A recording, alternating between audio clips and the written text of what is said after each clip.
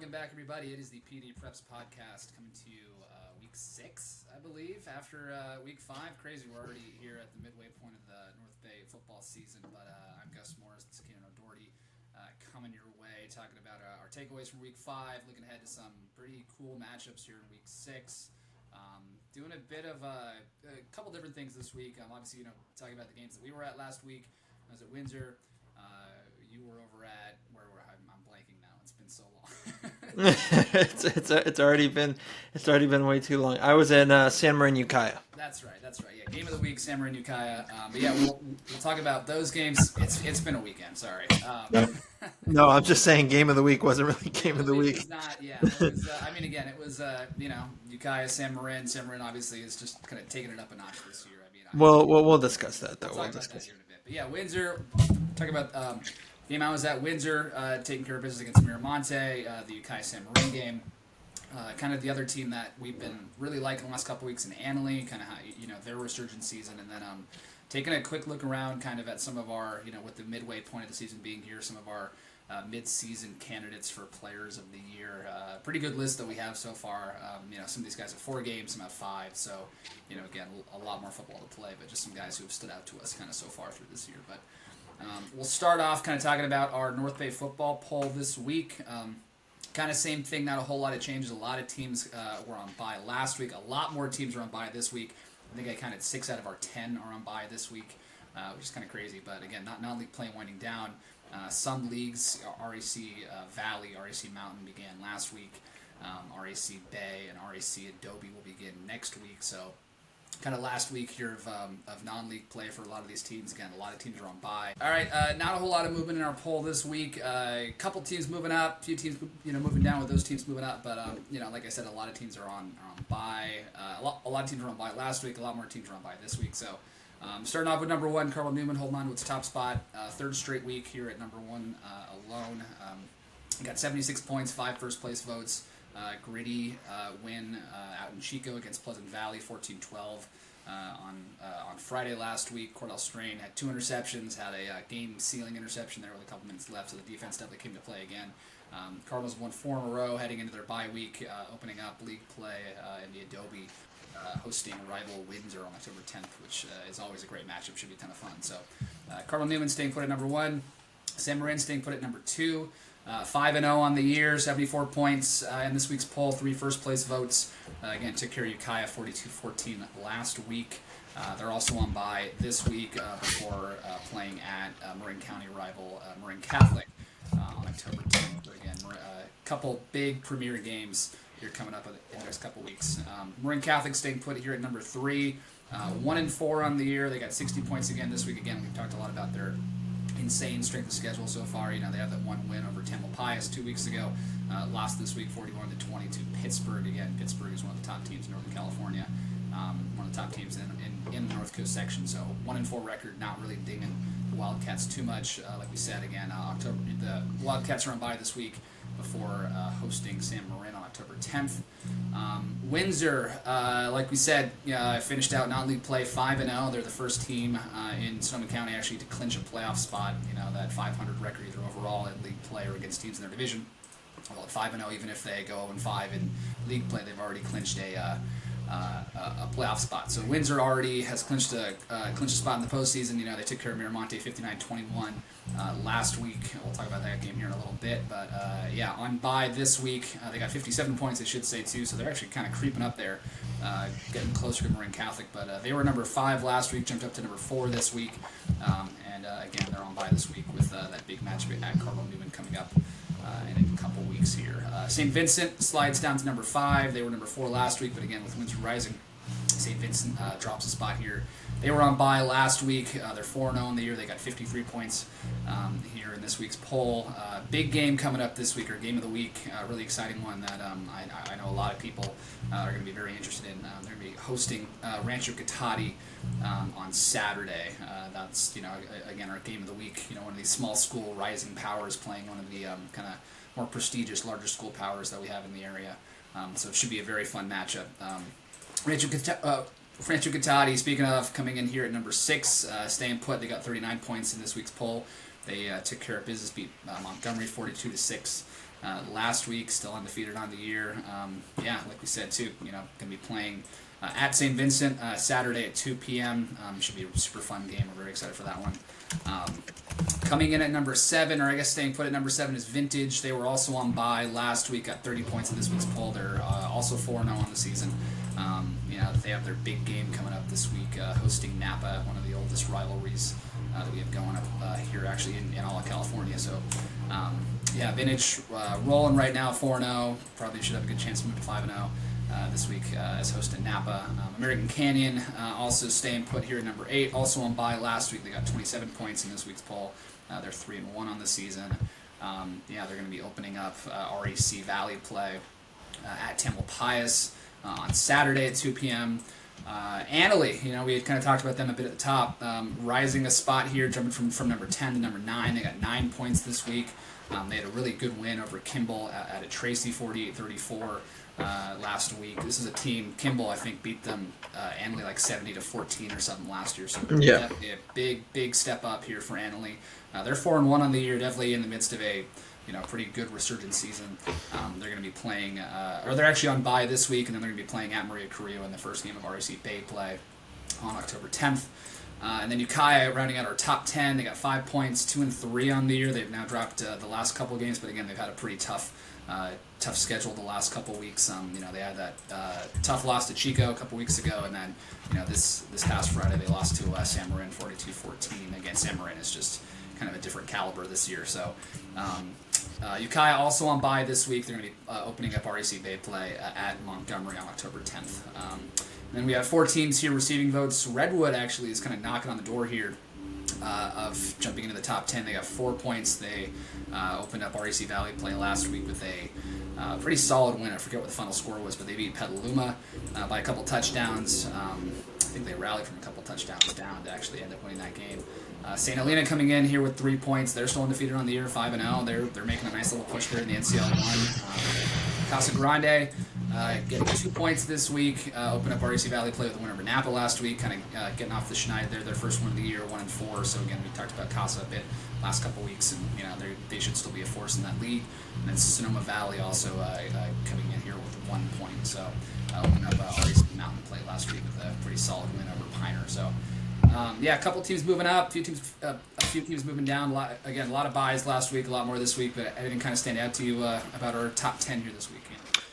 Not really. You kind of touched on it already, but obviously we'll go into it. Annalee was probably the I would say they didn't move up that much, but I mean it was still a big riser for them. This week a lot of teams. Last week was weird. This week a lot of teams on bye.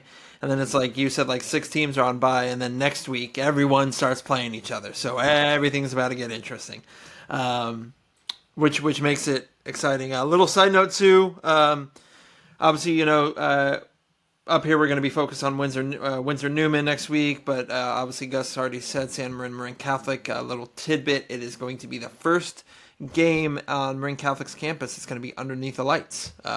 So that's going to be a fun atmosphere as well.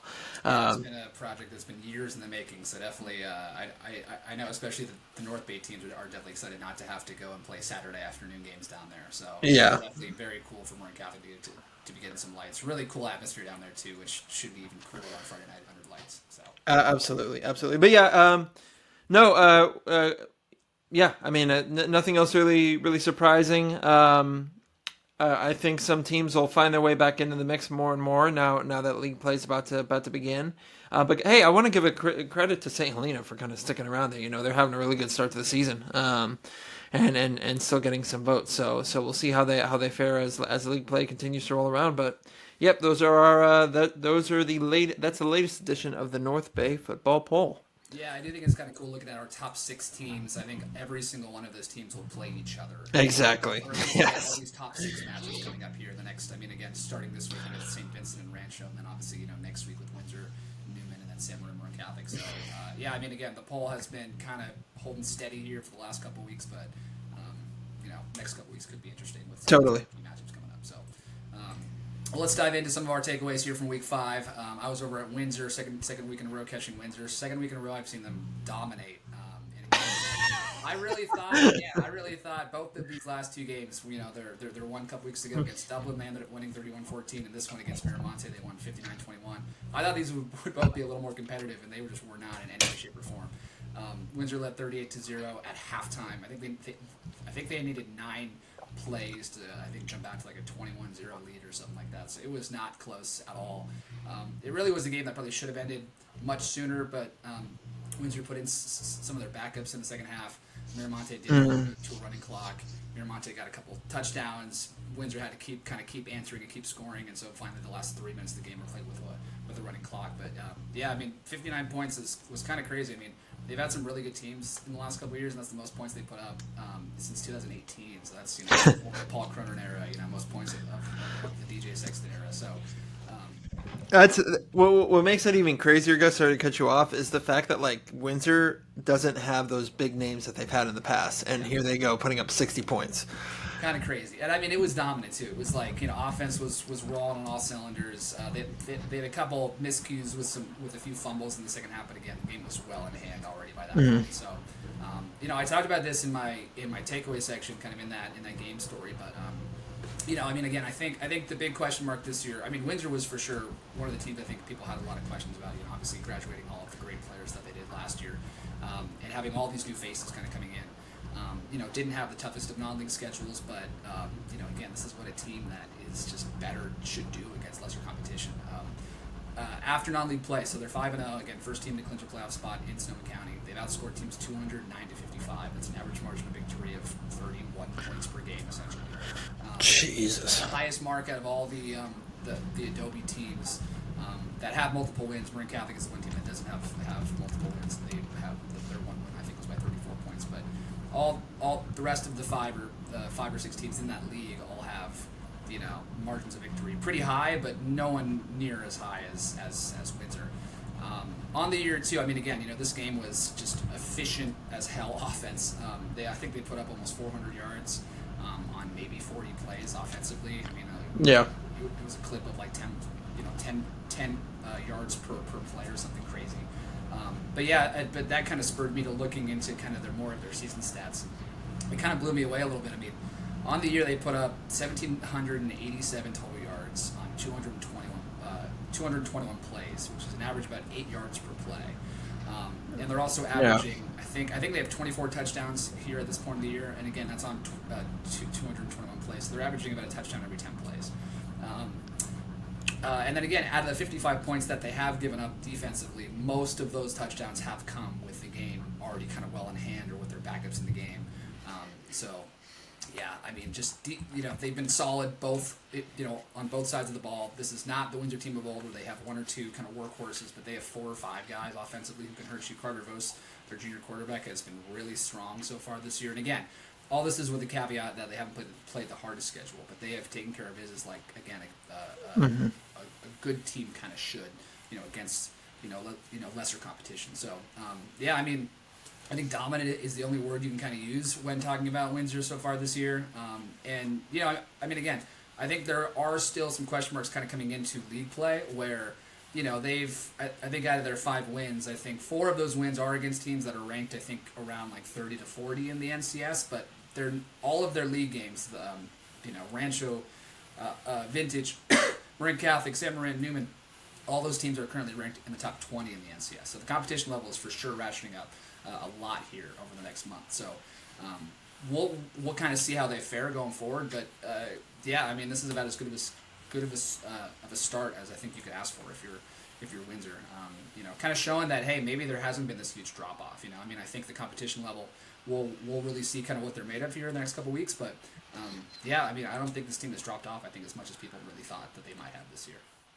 Yeah, I totally agree with that sentiment. I think the last couple of years actually, even when obviously last year they had Hayden Anderson, but they still had Hayden Anderson, but they had a lot of guys left last year, and I think it's weird because people still think that Windsor is gonna have this big drop off, but they could just they're in the state of the program where they just can't keep reloading with all these new guys. That program is one of the premier in the North Bay for sure, and DJ Sexton has got that thing humming. So it's not like they're going away or anything like that by any stretch of the imagination. They just keep having these guys that step up when they need to. Obviously, Blake Farinato stepping up, Fernando Lopez stepping up, Carter Vos obviously becoming one of the most more complete, passers in the area. So, I totally agree with your points there. I think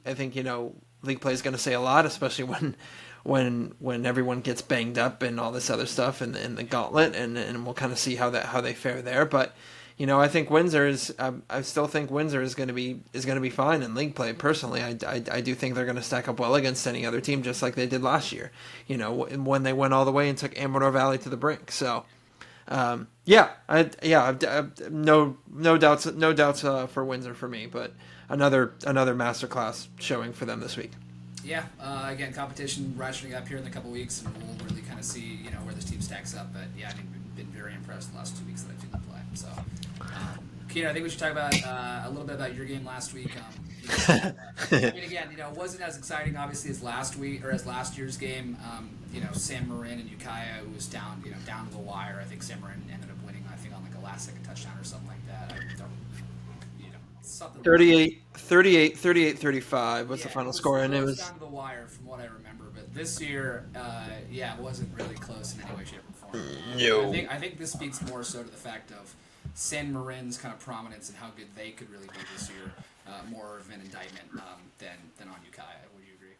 Yeah. Oh yeah. 100%. San Marin is has improved a lot, and that's kind of saying something considering they were an open division team last year. Let me tell you something. It was the first time I've seen Daniel Rolovich in person. Man, that dude is fun to watch. He is very good. San Jose State commit. He's just gotten so much smarter, I think, than what I watched on tape of him last year. He's gotten so much smarter in his decision making, zips the ball out a lot quicker, and he was just dicing Ukiah's defense up. I just don't know what to say. Like there was a drive where Ukiah either fumbled or punted, and San Marin only needed 2 plays to score, and they were both to the same guy. It was like a 40-yard bomb to Grant Means, who's really stepped up, by the way. Shout out to Grant Means. It was like down to like the 5, and then immediately on next play, just a slant into the end zone, just as easy as you can get. But yeah, kind of like you said, this is more of an indictment on how good San Marin is, and I do think that San Marin can really surprise some people in the Adobe. Obviously, we kind of talked about it a little bit, but Newman and MC are probably still the favorites in that league. But San Marin a couple years ago, before in the last MCAL season, San Marin ended up beating Marin Catholic at Marin Catholic. So San Marin definitely has the ability to pull off some shockers. If you can call it that, San Marin folks might not call it that because they probably feel they can beat anybody. It was just a masterclass. Really, I'm gonna say that word a lot today. Masterclass from San Marin. Their defense was pretty lights out. The only thing I would say, their offensive line could probably be a little better in protecting Rolovich, but if he gets the ball out as quickly as he does, then I think they'll be fine. Ukiah down without 2 of their best players in Jordan Schwarm, who's actually missed the entire preseason now that I think about it, and Zach Martinez. They traveled down, but obviously did not suit up for injury reasons, and just couldn't get anything moving, really. Although I will say, Bo David and Ryan Todd have a connection that is probably going to be very dangerous. I think they connected 9 times for 178 yards and 2 touchdowns. But then again, it was 42-7 going into the fourth quarter, Gus, and then obviously they scored again against San Marin's backups. And football aside, I grew up in Marin County, but like San Marin has always had one of the best atmospheres and backdrops for high school football in Marin County. I know you covered it for a while too, but so that was good to be back there. But yes, it was just two different teams from last year for sure. obviously, I still think Ukiah is going to be good. I still think they can be. I still think they haven't hit their stride at all yet, and they haven't hit their ceiling. I still think they can be very good. So we'll see what happens when league play rolls around, because they do have the talent, they do have the ability, they do have the guys, and I know, Paul Cronin, the head coach, said that, echoed those sentiments as well. But yeah, it was just all San Marin. I don't know what else to say. And yeah, I do think San Marin has the ability to do big things, and I'm not counting out Ukiah by any stretch of the imagination here. Yeah, I mean, Ukiah for sure has some dudes. They've struggled the last couple weeks. They had that tough loss to Chico. Chico just kind of ran all over them. Yeah. Again, San Marin just kind of outmatched in that game too. But even the week before that, they kind of struggled to take down Fortuna. They won that game 26-12. I think they were down at halftime or something too. So hasn't been the smoothest of the last couple weeks for Ukiah, but I think injuries for sure play into that.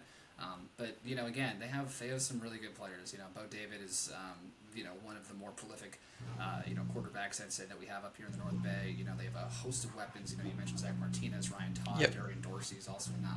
Yep. He's also on that list too. Chris Thompson is a really strong running back for them as well. So yeah, I mean, I don't think there's too much that you can kind of glean from these last two losses for Ukiah. Again, just ran into some better teams, which happens. But yeah, I mean, I think in the weeks to come, I do think that Ukiah probably will be up there. Once again, I'd say as the favorite in that league, or one of the favorites in that league, with in the REC Bay, with St. Vincent. Maybe Annalee could also be in that mix too. We'll talk about them here in a second as well. But yeah, again, a couple tough weeks for Ukiah, but I think the best is for sure yet to come for them. So I think that's a good transition point to talk a bit about Annalee too. This is a team that is kind of on the rise this year. They've won 4 in a row. Again, we talked about taking down Kimball, a team that they kind of got their butts kicked against last week or last year. But yeah, they're 4-1 on the year. They've won 4 games in a row, kind of coming off of that first loss to Windsor, which really is also not looking like that bad of a loss anymore. So, no, not at all. It's looking great. Yeah. But yeah, I mean, this is an Annalee team that missed the playoffs last year. They won 3 games. They've already won more than that this year. And I think, again, this is like the dynamic offensive firepower that Annalee has kind of become known for, under head coach Dan Bordon. But yeah, they're putting up points in a hurry. I watched them in that Petaluma game. Again, the defense was a little questionable, but again, if they could put up 40+ points a game, they're going to be in a lot of these games. So and we'll talk about him here a little more in a bit once we kind of get into our midseason player of the year candidates. But one guy who's been crazy impressive, and I watched him in that Petaluma game and came away kind of blown away, was Matthew Medina, their quarterback. Had another great game against Kimball. I think he had 7 total touchdowns, passed for like 300 yards or something like that. So he's been a force for them. But this Annalee team has been kind of fun to watch, and kind of one of the fun stories this year of this team that kind of struggled last year. Hadn't been super great, I guess in kind of the previous years, but yeah, they're kind of making a play right now as far as a dark horse contender, I'd say, for the REC Bay. But not only that, I think playoffs potentially too. Oh, for sure. I think they're for sure going to be a playoff team. But yeah, it's just I think the REC Bay race kind of has gotten a little more interesting with Annalee kind of stepping up and on the rise here a little bit. So yeah. Couple things to add on to that. I think the biggest thing one of the big takeaways for me, especially from last week, right? You said Kimball put 70+ up on them last year. This year they were down actually 2 scores early on, and the Annalee team of last year would have just faltered and kind of just let it go, But it seems like a bit different mindset and different team around this Tigers team. I mean, obviously you've seen them in the flesh. But and maybe you can confirm with me on my next point here. But I was talking with head coach Dan Bordana before the season at one of the 7-on-7 tournaments, and he said their big strength is actually going to be their line. Line play this year, and it seems like the way they've been putting up points, that line is getting Matthew Medina time and getting Brance Jacobs a bunch of holes to run through. So I'm not sure if that sentiment is true or not, but maybe you could help me with that. But it seems like that that if that sentiment is reigning true, then the line is definitely a force with this newfound Annalee team. Yeah, I mean, I don't know if they'd say that their defensive line play has been great just because there have been a lot of teams that have been running for a lot of yards on them. I think Offensive line. Yeah, their offensive line, I think for sure has been much improved. I don't know what their injury situation has been like, because I know that it was like they were pretty strong, kind of with their core starting guys, but there wasn't a whole lot of depth there. But yeah, I mean, again, just with the points that they're putting up right now, I mean, I think you kind of outlined it in our takeaways piece this week, but. I mean, the last in September they scored 56 points in a win over Napa, 52 points in a win over Petaluma, 49 points in a win over Pioneer, 48 points in a win over Kimball. Yeah, I mean, and again, I think a lot of that obviously is due to the play of Medina. I mean, we'll talk about him again here shortly, but he's putting up some insane numbers this year, and he's just been a revelation for them.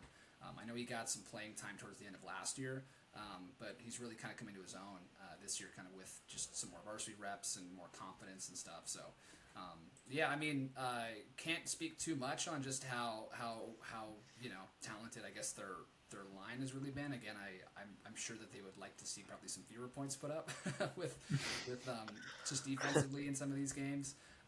But yeah, I mean, just to play overall, they're. If they're in any shootouts, like Annalee is probably going to have a good chance to compete and probably come out with some of those games. So I know that's definitely going to be the case come league play too, right? Like Ukiah can put up points, St. Vincent can put up points, even Korea, when their offense gets going, they can put up points too. So yeah, we'll just kind of see how the defense kind of shakes out. Definitely some things that they probably want to clean up there, but offense, you can't really ask for much of a better start. I mean, I think 50 points probably might be like the most points on average that I think teams are any team is putting up right now. I think in the entire North Bay. So yeah, really good start to the year for Annalee, and I'm excited to kind of see what the what the league race holds for them, and then also if they can make any noise and maybe make a run or something in playoffs. I think they're definitely a candidate for that too. I mean, we're going to have to talk about this more down the road once league play is like fully in swing. But all four of these races now are just going to be.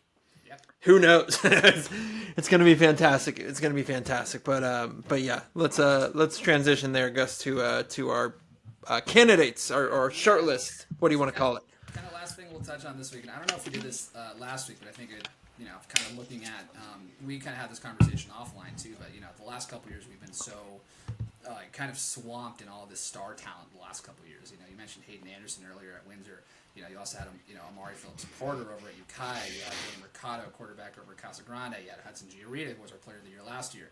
You've had all these great players from St. Vincent, good players from Newman. Well, we've been trying to ID kind of who that next kind of star caliber, or who that next kind of class of star caliber players could be. And I think we have a pretty good short list here as far as who I think so too. Some of our player of the year candidates are. I think we'll start with the two St. Vincent guys, and two guys who again have been stars on the scene here for a couple years, but they're already having some huge senior years, and they're just getting started. Only 4 games under their belts, but Mason Cadarelli and Gabe Casanovas for sure are on our midseason player of the year candidate list. Obviously, we've talked about Mason Cadarelli and his pursuit of some of these all-time records that he's chasing. Not just in the Red Red Empire, but in the entire North Coast section. But yeah, he's putting up some great numbers this year. He has 14 total touchdowns, which is number 1 in the NCS, also number 16 in all of California. 494 rushing yards, 319 receiving yards. Again, just kind of a do-it-all guy. He's also a great two-way player too. I think he can tackles as well. So yeah, he's been just outstanding for them. I think he's probably the leader, I'd say, through 4 or through 5 weeks. We'll kind of see what the rest of the year kind of holds, but he's been fantastic so far. Gabe Casanovas, obviously, too.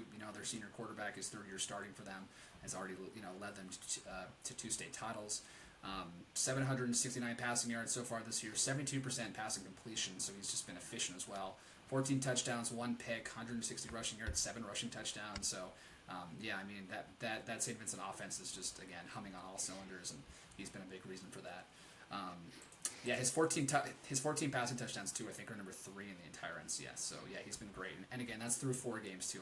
A lot of the guys who are ahead of him have 5 games in as well. So I think he could easily be the NCS leader, when it's all said and done here. Moving on from the St. Vincent guys, we also have Rashai Thompson, senior running back from Santa Rosa. He's top 10 right now in the NCS with 623 rushing yards. That's number 7. in the entire section. He has 11 total touchdowns. He had a great game last week against Burbank out of Sacramento. I think he had almost 200 rushing yards in that game. His 11 total touchdowns, I think, is currently tied for number 3 in the NCS. So he's been great. He's a dynamic player to watch. It was really fun for them last year as well, and he's been tearing it up so far the senior year. A lot of running backs on this list. Caden Waldrop also coming in here too, senior from Sonoma Valley. He was again a huge factor last year for them in that undefeated regular season they had in their run to the NCS Division 5 championship game. So far this year, 748 rushing yards. That's number 3 in the NCS. He also has 100 receiving yards and 9 total touchdowns. 9 touchdowns, I think, is tied for 4th in the NCS. So he's having a great year. Sonoma Valley is 4-1 so far this season. They have a really big game coming up this week at Kienan. I think you're going to be at that one against San Rafael. I think that's going to be the battle of the 2 favorites, I'd say, in the RC Mountain Division. So correct. Caden's been so far really, really good for Sonoma Valley. No surprise there. Again, he was great last year. Senior running back too coming back. High expectations. So far he's been hitting those numbers. I'm just waiting for you to try to pronounce this next one. Malachi Path out of Cardinal Newman, senior running back.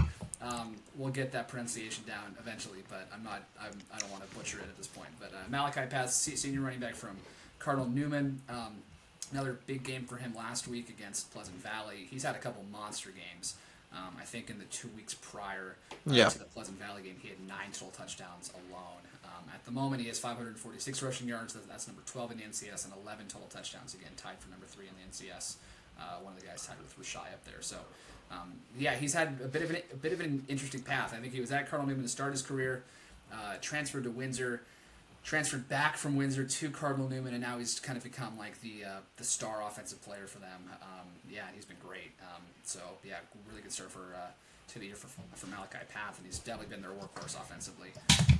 We've talked about Carter Vos. Carter Vos is also on this list. Again, junior quarterback from Windsor. He's made some huge strides this year. 961 passing yards so far. That's number 11 in the NCS. 60% passing completion. 10 touchdowns, no picks. 97 rushing yards with a rushing touchdown. He's just been efficient, good, hasn't made any mistakes. They don't ask him to do a whole lot in that offense, but he's just been, pretty good and efficient, mistake-free.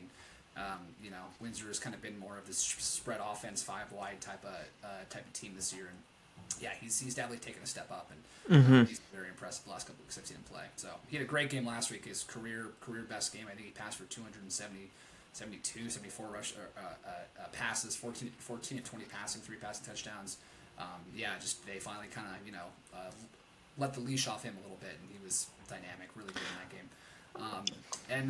Matthew Medina, the guy that we've been talking about with Annalee, junior quarterback stepping into a much bigger role this year, and he's been, one of the best. Honestly, looking at his numbers, one of the best quarterbacks actually in the entire North Coast section, which is crazy to say, but 1,182 passing yards so far this year, number 3 in the NCS. He has 13 passing touchdowns. It's also number 3 in the NCS. He also has 353 rushing yards and 7 touchdowns. So what is that? 20 total touchdowns for him alone. I also learned this today too, but his older brother actually was also quarterback for Annalee. I think back in 10 or so years ago, and he was really, really good too. So kind of a quarterback family that they kind of got there. But he's definitely on the legacy of that last name. So and again, he's only a junior, so really excited to kind of see if he can be even better next year. So. Yeah, so that's kind of our short list right now for our players of the year. Again, Mason Catarelli, Gabe Casanovas from St. Vincent, Rashai Thompson out of Santa Rosa, Caden Waldrop out of Sonoma Valley, Malachi Path out of Cardinal Newman, Carter Vos out of Windsor, and then Matthew Medina out of Annalee. So a pretty decent list, I'd say, for not having, quote-unquote, again, the star power that we kind of have in years past and all these D1 prospects and commits and stuff. But, I mean, a lot of these guys absolutely, I think, have shown that they can – they have the ability to play at the next level and definitely, lead their teams to some pretty cool and special stuff this year. Yeah, I totally agree. I mean, Catarelli and Casanovas, you can't take one anywhere without the other coming along. It's like 2 peas in a pod. You gotta take both of them at the same time.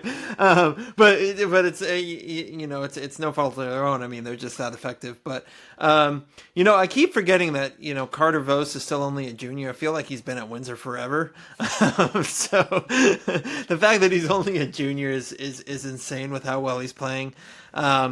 I do want to give credit to Rashai Thompson. Obviously the Santa Rosa's other stellar back. Obviously Daniel Mills going out with a season-ending leg injury. Rashai's been having to take up a much bigger load, and he's doing so much, and he's doing so well with it. So big credit to him in that offense that they're running there. Kienan Waldrop obviously was kind of, it's kind of like, I don't even know if like it's privileged to say this, but he was almost like overshadowed, with all the Hudson Giaritas and Austin Hughes, but he was still super effective last year. But now he's like really shining as kind of a focal point of that offense. So giving him his flowers as well. Malachi, I saw him on tape. He is just rapid. I didn't realize he was that fast, but he is ridiculously rapid. So he's doing really well. And yeah, we've already talked about Matthew Medina. I mean, it's just like, it seems like Annalie's offense is born for producing top-notch quarterbacks. Just in the past couple of years, Sammy Long was another name who passed for plenty of yards. Obviously they have the NCS record holder. What's his name? What's his name? Oh, geez, bad podcasting. No. He's got the record for the most passing yards in either the NCS or Annalie.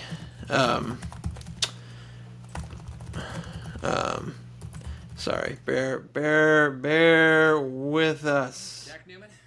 Jack Newman. There you go, Jack Newman.